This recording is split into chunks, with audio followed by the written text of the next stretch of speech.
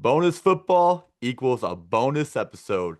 And today we're going to be breaking down the games that happened on Sunday and Monday. It is hot takes and game breaks. And I am your boy, Matthew Gnepper, and he is my rival, Taylor Druckenmiller. How's it going, Taylor? It's going, man.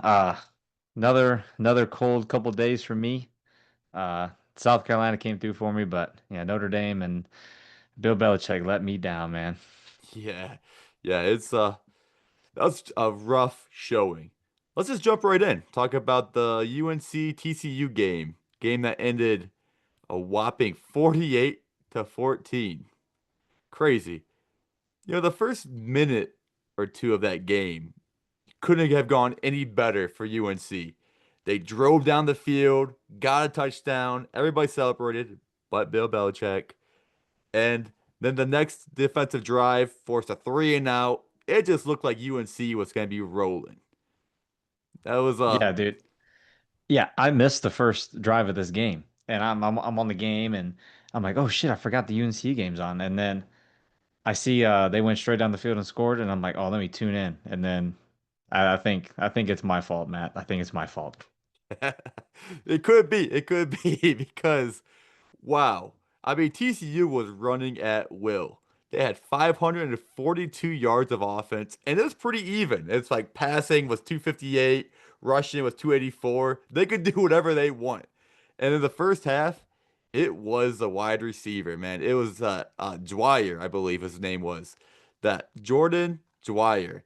And I felt like if TCU needed a first down, Dwyer was the man to get the first down for them. It was just left and right. Bang, bang, bang.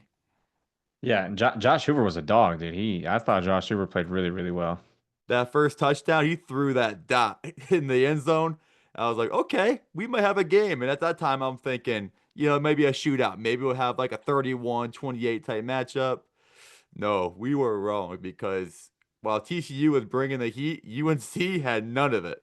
It was crazy. Yeah, dude, Gio Lopez went 2 hours and 15 minutes without completing a pass. Yeah, Like, that was come a on, man. when ESPN put that stat up, that was brutal. I was like, oh my God, that's just insulting. They're like, last completed pass, 8:15. I'm like, wait a second. That game started at 8 o'clock. Actually, Yeah. probably 8:10 was the kickoff. So you're telling me that guy, after that first drive, did nothing? It was wild. Yeah, and then they couldn't get any run game going really. They had my former Michigan man Benjamin Hall back there, but yeah, they couldn't run the ball for nothing, dude. It's not looking good down there in Chapel Hill. It's not. They say the definition of insanity is doing the same thing multiple times, expecting a different result. And I feel like Bill Belichick might be Mac Brown 2.0. Let's get ourselves a geriatric old man who had former glory at a bigger institution and bring him here to Chapel Hill and expect a different result. And so far, not so good. Yeah. It was kind of ironic that Michael Jordan was there because this reminded me of Michael Jordan with the Wizards. Like, okay, kind of a damper to his career. Nobody's gonna remember him for this. And I don't think anybody's gonna remember Bill Belichick for this. I mean, his career has taken a downward turn. I mean, you have the 23, 24-year-old girlfriend, you have this disaster, and he just the illusion of success feels like it's completely gone now. Yeah, and it's also not good when you got your 24-year-old girlfriend walking up to you on the sideline when you're trying to coach a football game. So Yeah. Yeah, was she asking for concession stands money? That's the meme that's been something going around. something. It looked pretty pathetic though. Like it looks like that was his daughter over there. It's Yeah. wild. But TCU scored 48 points. Ironically, 48. That's the number of years that separate Bill Belichick from his girlfriend Jordan Hudson. That's so wild. Wild. Oh man. And a crazy stat is Bill Belichick's defense has never at any level had this many points scored against them. And first college game, 48 from TCU, a team that many didn't peg to have a great explosive offense. Yeah, another funny thing, I thought it was funny every time TCU would get a big play, they'd show Bill Belichick on the screen, And you could just read his lips, and he's like, "What the f are we doing?" It's just- like, Right. I don't know, Bill, but you need to get it figured out because I got you guys in the playoffs. Yeah, I feel like halfway through the third quarter, he's like, on to Charlotte. We're on to Charlotte. We're done with this. Man, I don't even know if that's a give me win. I don't know. I I'm don't I'm know. pretty sure Charlotte got Ohio's coach. Oh, yeah, I think so. Yeah, I'm pretty sure that's where he went. So I mean, I don't think Charlotte's gonna be a slouch, and they're traveling to Charlotte, And which yeah, isn't too that's far away. But but it's a weird one. I believe the state of North Carolina has like this rule where they have to travel to each other's stadium. That's why like East Carolina gets these big matchups too against all right, like gotcha. Duke and NC State. Mhm. It's a very interesting state rule they have there. And with Charlotte having Ohio's former head coach, that was a successful hire because he won the MAC last year. He led them to 11 wins and looks like a better hire than the Bill Belichick hire at North Carolina. If I'm, if you're asking Yeah, me, definitely. is it a hot take to say this might be a one and done year for Bill Belichick? Man, I don't know. I mean, I feel like the only reason he's there is to help his son get a head coaching job when it's all said and done. But Right. It's not looking good. When your son's a defensive coordinator and you give up 48 points, whew, yeah, daddy let ain't them both helping go. there. Yeah, exactly. North Well, Carolina's got money. they So do. They have money. Like, and beautiful stadium. Like, just watching that on TV, the atmosphere was just electric. And that was not the performance anybody was expecting. Very ironic, too, seeing that ESPN was just talking up UNC the entire game, the entire pregame. TCU came in there as the nobody. They're like, there's the team that Bill Belichick's going to get his first win against. right. Despite TCU was a favorite, I believe, by like 3.5. But yeah, I think TCU was finally like, okay, 2 years ago, we had to deal with the Colorado bull crap. We had to deal with Deion Sanders and that whole thing. This is a revenge game, despite not having an actual revenge game, if that makes any sense. Yeah. But we don't know what's going on in Chapel Hill. We definitely won't be calling it Chapel Bill if this is the case. If this is what Bill No. Belichick's gonna be doing, he might be ran out of town. You can't get all of your top graduates and celebrities right there, and this is what happens. Yeah, for sure. But we'll move on to a way more exciting game, a way more evenly matched game. And when I say evenly matched, I mean the yards were almost identical. Miami 27, Notre Dame 24. Miami had 324 total yards compared to Notre Dame's 314. That's about as close of a matchup as you can get. Came down to a game-winning field goal. In my opinion, that was the game of the weekend. How about you, Taylor? Yeah, that was a great game, great college football game, and Miami surprised us. I mean, they had a true freshman true freshman receiver out there, I believe, by the name Malachi Tony. That dude is a gamer out there. From the run after catch ability he has is really good. And if you would have told me Miami was going to outrush Notre Dame in this game, I would have called you crazy. Yeah, Jeremiah Love, 10 carries for 33 yards. Notre Dame's not going to win any games and any big games when Jeremiah Love's doing that. Is it me or is Jeremiah Love a little too jumpy out there? I feel like he wants to hurdle everybody. It's like, dude, it's week one. You don't need to leave Yeah. your feet every single play. Yeah, I feel like I watched him hurdle a guy out of bounds. Like he jumped over Yeah, him to the out of bounds. I'm like, what are you doing, dude? Like you're just like gonna get yourself hurt. we get it. You're a freak athlete. But dude, it's week one. Like you don't need to jump over everybody. Wild. And like you said, Miami, they were out rushing Notre Dame and they're controlling that clock. I believe there's a period between the middle of the second quarter and to the middle of the third quarter where Miami had the ball literally the entire time, aside from Notre Dame getting the ball back with like 15 seconds left to kneel before halftime. Miami dominated the middle eight. Then they always say like that's the 4 minutes before halftime, the 4 minutes out of halftime. Miami dominated it. And they scored twice during that stretch, making it 21-7. And that ball control, Miami's just dominating the line of scrimmage. It's not something that we really pegged that we expected coming in this game. Yeah, one thing with Notre Dame, I feel like they came into the game thinking they were playing the Miami's defense of last year. They were throwing nothing but screen after screen after screen. Like I feel like their first like 4 or 5 passing plays were not even 2 yards down the field, and Miami was wrapping up and tackling. So, shout out to their new defense coordinator. He's got them tackling this year, and Miami could be in for a big year. Yeah, Miami's physical. We did not see that coming. No, Now they did have some game-busting plays late in the game. Notre Dame was able to exploit some plays, and CJ Carr got his groove. So let's hold off our judgment on that Miami defense just yet. I mean, Notre Dame was starting a first-time quarterback on the road in the rain, so it doesn't get much more hostile than that.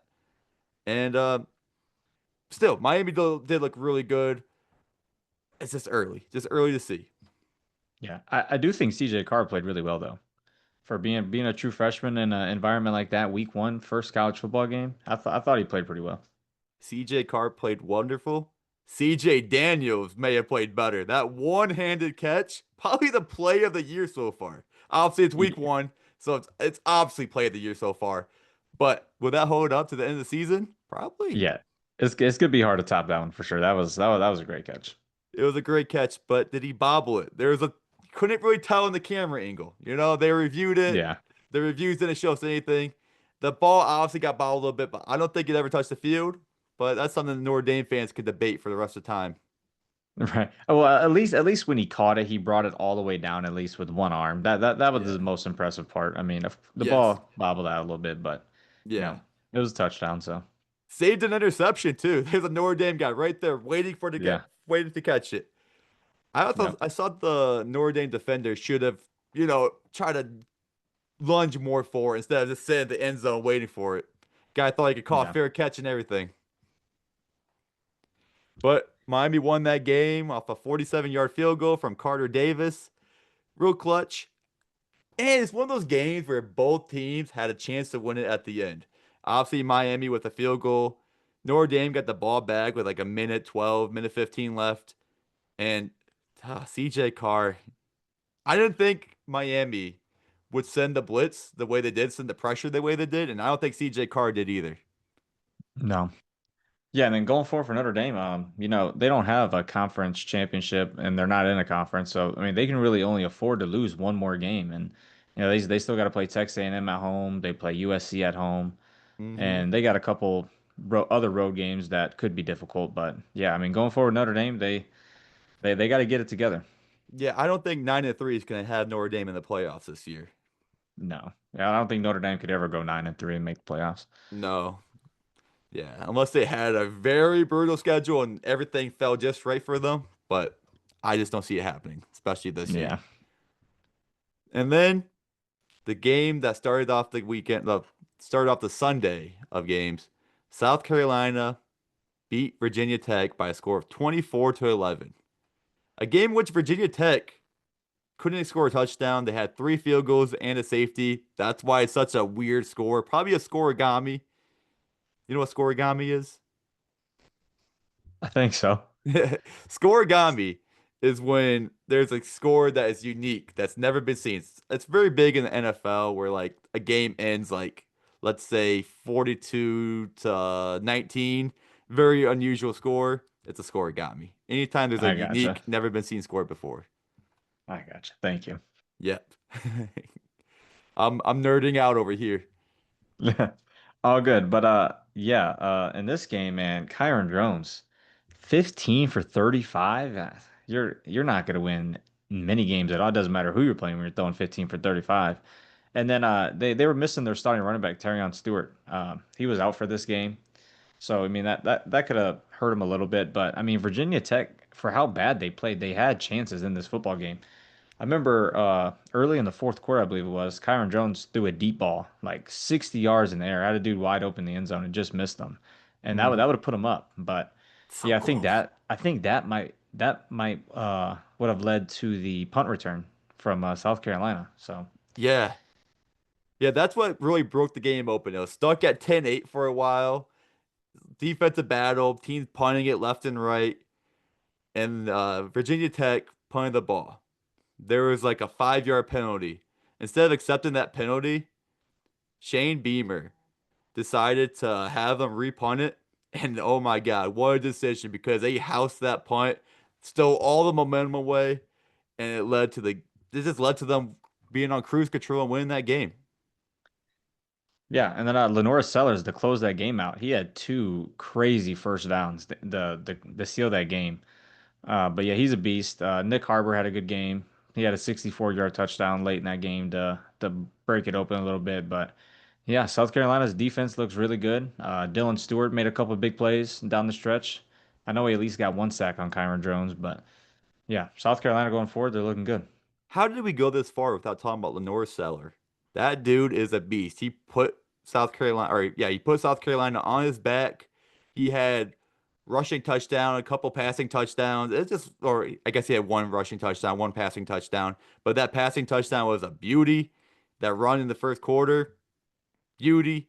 I think he is a Heisman candidate. I know he's second odds to win it, but watch out. If South Carolina can keep winning games and Lanoris Seller keeps having standout plays, he might be my Heisman favorite. I know I had Garrett Nussmeier, but Lanoris Seller, his story sets up perfectly. He's got the tough schedule.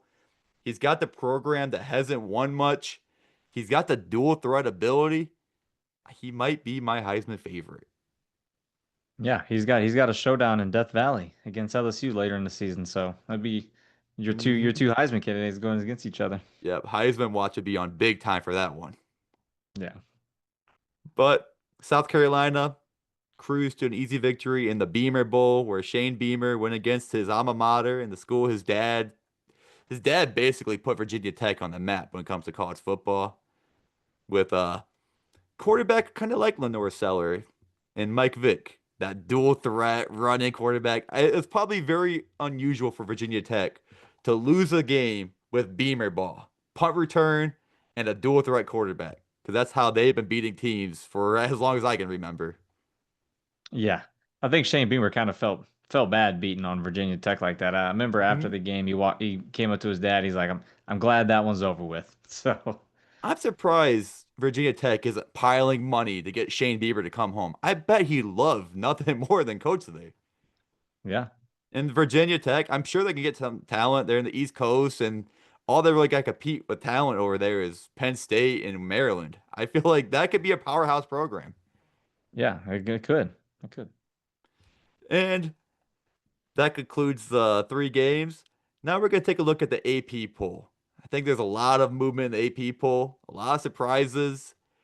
And did you know that for the first time since 2006 preseason poll, the state of Florida has three teams in the top 15? I'm talking about Miami, Florida, and Florida State. Is the state of Florida ready to control college football? I think so. Yeah, I don't know. I seen they moved my Michigan boys down one spot. I don't know Hmm. what all that's about, but Florida State deserves it. They went on the road or they beat Bama week one, so Yeah. they can have it. It was a great week. You got Miami, like the two, I guess outside of the LSU Clemson game, the two biggest wins were Miami and Florida State. Two upsets, two shockers. And I think the ACC is gonna be fun this year. Everybody thought Clemson was gonna run away with it, but hey, watch out. Florida State might be back, and Miami maybe too. Yeah, LSU moves up to number three too. And that's a pretty big jump from 9 to 3. Yeah, it is. It is. Another big jump, I guess, big fall would be Alabama's out of the top 20 for the first time since 2008. Hmm. Oh man, Is that the? this Is is that? getting worse and worse for Kalen DeBoer, man. It is. It is. And I saw my Ohio State Buckeyes number one. It's the 107th time that they've been number one, only behind Bama. You know, Bama was number one 141 weeks. That is crazy. That is crazy. I don't think they'll see number one again with Kalen DeBoer. So Right. I know, right?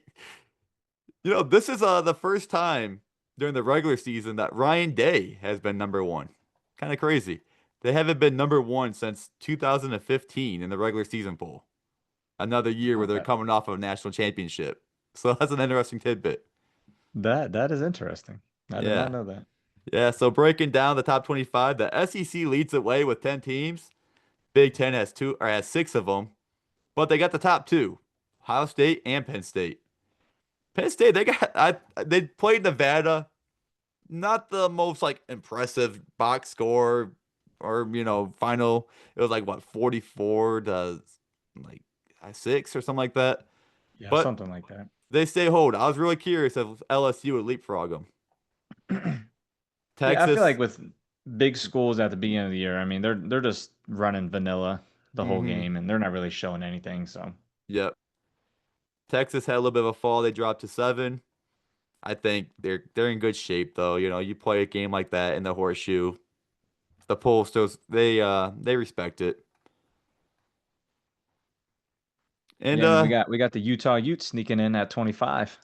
yeah. Watch out for the Utes. Yeah, the Big 12's got quite a few teams in there. You got Utah, Texas Tech, Iowa State, and Arizona State. So that's some respect for the Big 12. Yeah, Arizona State all the way at number 12. That just seems pretty high. But hey, that's it for the show, guys. Tomorrow, keep an eye out. We'll be dropping our week 2 preview. And remember to like and subscribe. Peace out. Go Buckeyes. go blue.